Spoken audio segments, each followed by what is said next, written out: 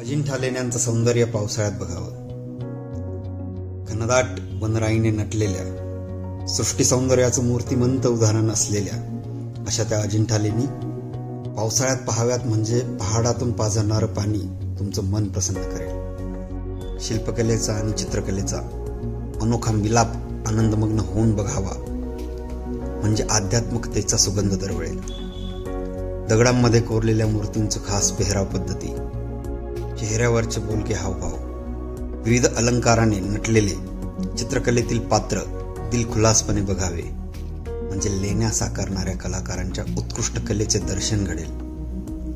प्रचंड नालाकार घडीमध्ये घडलेली लेणी आणि हिरव्यागार दाट झाडांनी वेढलेला मनमोहक निसर्गरम्य परिसराचा भव्य दिव्य देखावा उंचीवरील व्ह्यू पॉइंटवरून बघावा म्हणजे निसर्गाचा आणि मानव कलेचा प्रचंड आविष्कार अनुभवता येईल. डोंगरावरून कोसळणारा धबधबा आणि लेण्यांच्या पायथ्याशी असणारा सप्तकुंड नावाचा तलाव वाहताना बघावा म्हणजे अगदी दुग्ध शर्करा योग पाहिल्याचा आनंद येईल. शिल्पकलेचे आदर्श नमुने म्हणून गणल्या गेलेल्या या अद्वितीय कौशल्याचं कौतुक करावं तेवढं थोडंच. अजिंठा लेणी पाहायला गेलो असता या गोष्टीचं आश्चर्य वाटलं की सुमारे 5 ते 6 शतकांपर्यंत या लेण्या घडवण्याचं काम सुरू होतं. कलाकारांनी केलेले कष्ट, त्यांचे ध्येय, त्यांच्या अंगी असलेला तंतोतंतपणा, नाजूकपणा अगदी स्पष्ट दिसून येत होता. सुबक आणि कोरीव काम बघत असताना काही हत्यार, टिकाऊ, कुदळ हे खोदकामासाठी तर हातोडी आणि छन्नी नाजूक कोरीव कामासाठी वापरली गेली असावी असं वाटत राहतं. लेण्यांमधील भिंतीवरील चित्रशैली तसेच खांबांवर केलेले नक्षीकाम अद्भुत असून ते पाहत असताना त्या काळातील घराणेशाही, शहरे, गावे, लोकांचं राहणीमान, पद्धती, कपड्यांचा वापर, दागदागिने, संगीताची वेगवेगळी वाद्ये, भांडीकुंडी या सर्वांचं जणू चित्रच आपल्या डोळ्यासमोर उभं राहतं. छतावर करण्यात आलेली पेंटिंग आणि त्याची रंगसंगती आजही त्यांचं अस्तित्व टिकून आहे.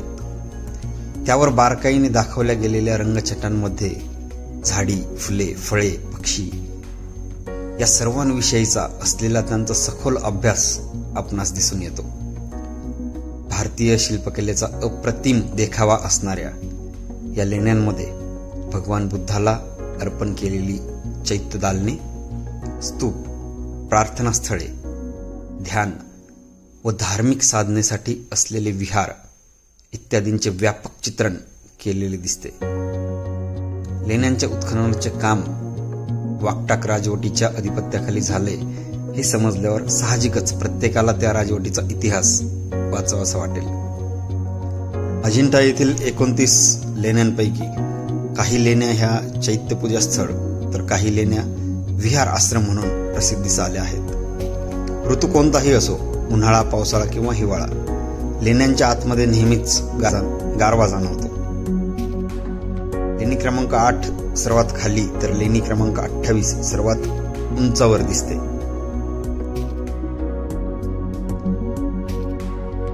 लेणी क्रमांक 1 ते 28 आणि 29 या सर्वांचं वर्णन मी माझ्या एका लेखामध्ये केलेलं आहे.